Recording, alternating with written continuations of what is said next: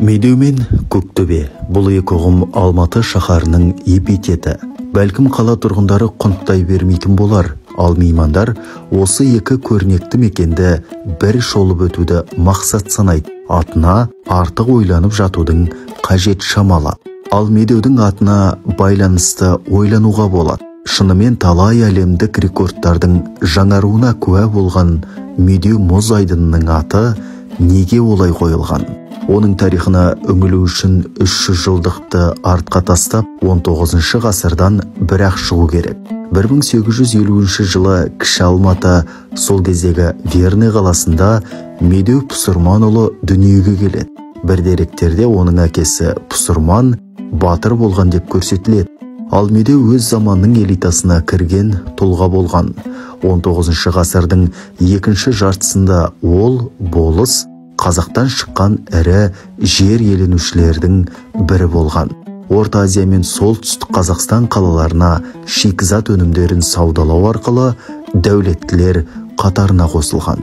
Бүгінгі заманның тілімен айтқанда ол мықты бизнесмен болған. Ықпалды адам болғаны сонша, Жетісу аймағының генерал-губернаторы Колпаковский, сәулетші Зенков, ботаник ғалым Баум сынды адамдармен тығыз байланыс жүргізген. Алматы қаласының құрылысы мен сәулетіне де өзіндік үлес қосқан. Медеу 1898-1999 жылдар аралығында Кіші Алматы өзенінің жоғарғы сағасындағы Кымасар деген жерге ағаштан 5 бөлмелі үй салдырады. Бұл жерді тұрғылықты халық Медеудің қыстауы деп атайтын. 1920 жылы комиссар жазушы Фурманов Медеудің 5 бөлмелі ағаш үйін демалыс аймағына айналдыруға қол қояды. Оны Медеудің атымен атағанды құп көреді. Ол үй бұған дейін орман мектебіне айналып үлгерген еді. Әрине ол кезде Медеу жарық дүниеден өтіп кеткен болатын. 20 ғасырдың бастапқы жылдары Верный қаласында 27 мың адам тұрып, Медеуге алып баратын жалғыз көше болған деседі. Ол көше генерал Колпаковскийдің атымен аталған.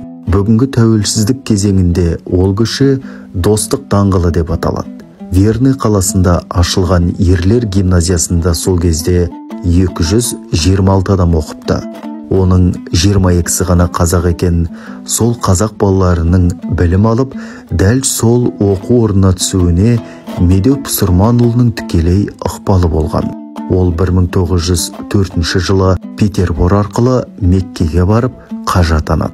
Ал 1908 жылы қан қысымының көтерілуіне байланысты өз үйінде қайтыс болады. Оның беделімен қазақ балаларының білім алуына қосқан үлесі, елді отырықшыландыруға қатысты атқарған әрекеттері хақында Жамбыл Жабаев үнемі айтып отыратын болған. Алматыдағы Медеу тау шатқалындағы қонақжай мекеннің аз кем тарихы осындай.